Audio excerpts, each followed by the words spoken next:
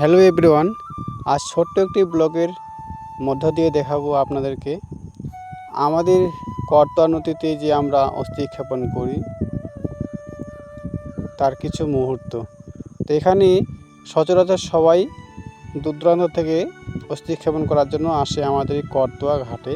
তো আজকে আমরাও যাচ্ছি আমার কাকার অস্থি ক্ষেপণের জন্য। তো আপনারা সবাই সাথে থাকেন এবং ভিডিওটাকে কন্টিনিউ করেন। তো আমরা দলমতে সবাই এসে গেছি আমাদের করতোয়া ঘাটে, যেখানে আজকে আমরা ক্রিয়াকার্য করব সম্পূর্ণ। তো আমরা ধীরে ধীরে নামছি নদীর ঘাটে, সবাই আপনারা দেখতে পাচ্ছেন আমাদের সপরিবারে আমরা এসেছি আজকে।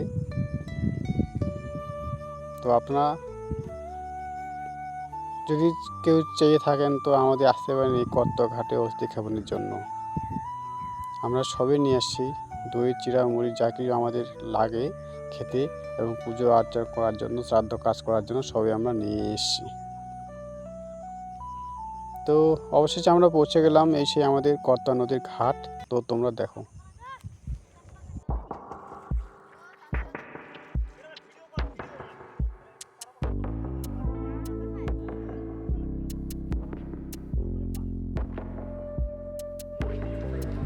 হ্যালো এভরিওয়ান, তো আজকে আমরা আসছি আমাদের করতোয়া নদীর ঘাটে যাত্রী হিসেবে আমার কাকার শেষকৃত্য করার জন্য এখানে।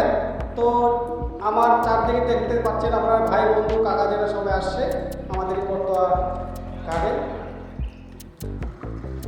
আজকে আমাদের শেষ ক্রিয়া কার্য হচ্ছে, তোমরা দেখতে পাচ্ছ। অবশেষে আমাদের কাজ সমাপ্তি করে এখন আমরা সবাই ভোজনে বসছি এবং আশেপাশের দুজন লোককেও আমরা বসিয়ে দিয়েছি।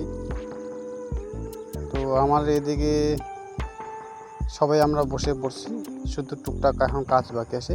তো এখানে দেখতে পাচ্ছেন মহাদেবের মন্দির, বটবৃক্ষ, সবাই প্রণাম সেরে এখন আমরা বাইরের দিকে রওনা দেবো। আমি একটু যাই প্রণামটা টুক করে সেরে আসি। তো দেখা হবে পরে ভিডিওতে, ততক্ষণের জন্য নমস্কার।